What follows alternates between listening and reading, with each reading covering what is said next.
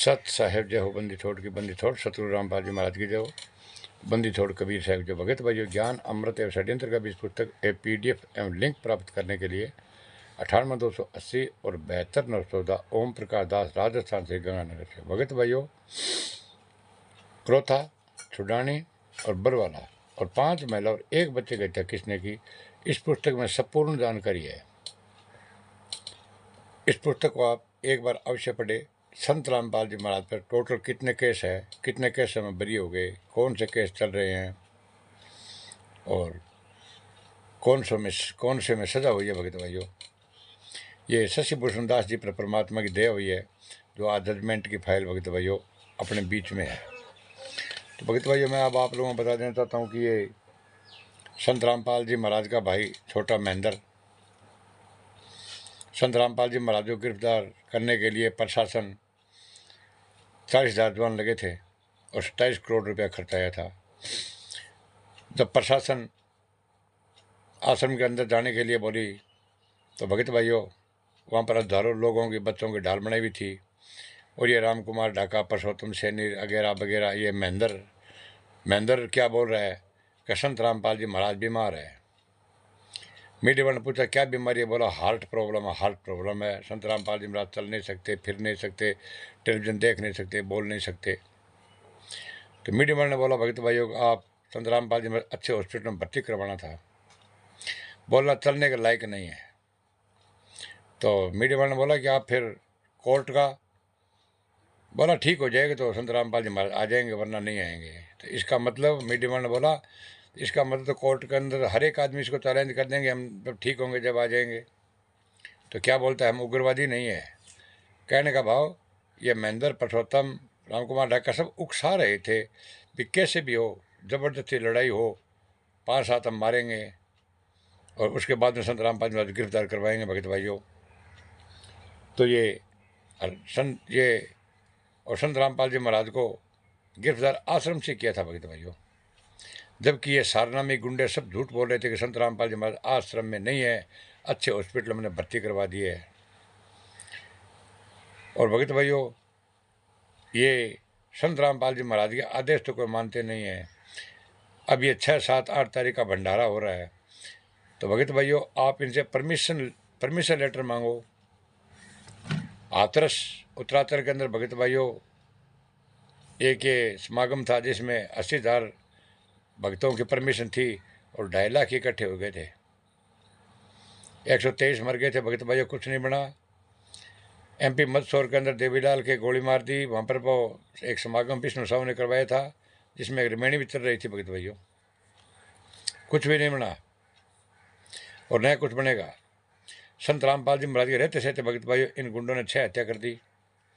अब जितने भी आश्रम में ये प्रोग्राम 6, 7, 8 करवा रहे हैं भगत भाइयों, तो वहाँ पर पक्का ये 100% मैं कह रहा हूँ भगत भाइयों, वहाँ पर कांड करवाएंगे। पता नहीं कितने कितने भक्तों और भक्तमतियों की जान जाएंगी।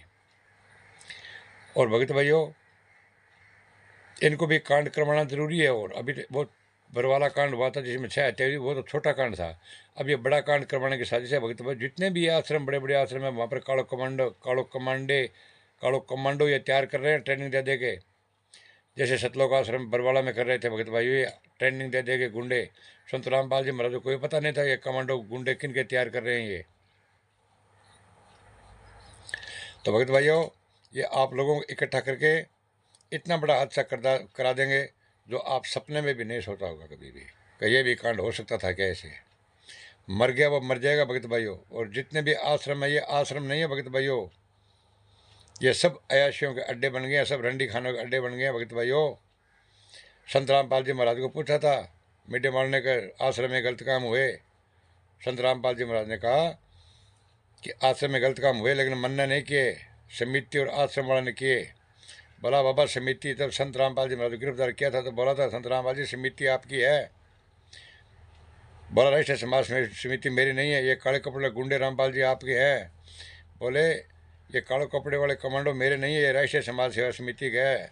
बोला रामपाल जी समिति आपकी है। बोला मेरी नहीं है, ये समिति मेरी नहीं है, स्पष्ट कहा था। मुझे बंधक बना लिया, मैं छुपा रहा इसलिए बच गया, ये वरना जान से मार देते। तो भगत भाइयों, आपसे हमारे हाथ जोड़ के निवेदन है कि आप ये एक बार ज्ञान अमृत सत्येंद्र का इस पुस्तक अवश्य पढ़ें। और भगत भाइयों, आगे मैं एक वीडियो लगा रहा हूँ महेंद्र का, वो भी सुन लेना महेंद्र क्या बोल रहा है। और इस चैनल को लाइक, कमेंट और शेयर और सब्सक्राइब करना नहीं प्रसाद साहेब।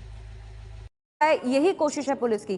संत रामपाल के भाई मोहिंदर दास क्या कह रहे हैं वो सुनवाते हैं आपको।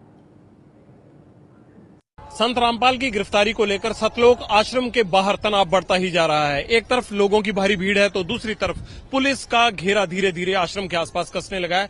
हमारे साथ संत रामपाल के भाई मोहिंदर दास जी हैं। मोहिंदर जी, क्या ये तनाव कम नहीं हो सकता? अगर इसकी वीडियो कॉन्फ्रेंस हो जाए, गुरुजी बीमार हैं, 19 तक बेड रेस्ट है, हालत में पूरा सुधार नहीं हुआ है, तो ये मामला टल जाएगा। लंबी डेट में स्वस्थ हो जाएंगे, चले जाएंगे। क्या ऐसा नहीं हो सकता कि उनको किसी हॉस्पिटल में भर्ती करवा दें आप, अगर उनकी तबीयत ज्यादा खराब है तो? अगर ये जाने के लायक होते तो वहीं ले जाते हम। क्या कहते हैं आपके डॉक्टर? डॉक्टर कहते हैं धीरे धीरे ये सुधार हो जाएगा कुछ दिन में। क्या प्रॉब्लम क्या बताई जा रही है उनको? हार्ट प्रॉब्लम है। हार्ट। कब तक, अभी तक उनका क्या मशवरा है आपके डॉक्टरों का कि कब तक वो बाहर निकलने की या चलने फिरने की या हाईकोर्ट जाने की स्थिति में होंगे? ये अभी सही तारीख नहीं बता पा रहे हैं, डॉक्टर भी सही समय नहीं बता पा रहे। तो हम ये मान के चलें कि उनकी जो आपके डॉक्टर नहीं बोल रहे हैं तो कल वो किसी भी हालत में पेश नहीं हो सकते हाईकोर्ट में? उसमें जाने के लायक ही नहीं है, उनकी स्थिति ठीक नहीं है। जैसे ठीक होगी हम बता देंगे आपको। लेकिन मोहिंदर जी, आपको नहीं लगता कि ऐसे हर कोई अगर ये कहने शुरू कर दे कि मैं हाईकोर्ट का ऑर्डर नहीं मानूंगा, जब मैं ठीक होऊंगा तब जाऊंगा, फिर तो कोई हाईकोर्ट के ऑर्डर को मानने के लिए वादे ही नहीं होगा, हर कोई मना कर देगा? नहीं, बीमारी है, मना तो नहीं कर रहे हम 8 साल से जा रहे हैं। जो स्थिति बनी है यहाँ पर, नुकसान तो इसमें आपका भी होगा। नहीं, महाराज जी को उग्रादी थोड़े ही है, इसमें बहुत प्रोसेस दूसरा भी हो सकता है। सम्मन क्या पीओ बना देते, जरूरी थोड़े अरेस्ट वारंट करो, गिरफ्तार करो, उग्रादी हम कोई।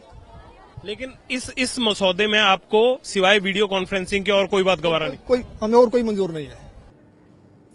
और अब आपको और ज्यादा जानकारी देते हैं।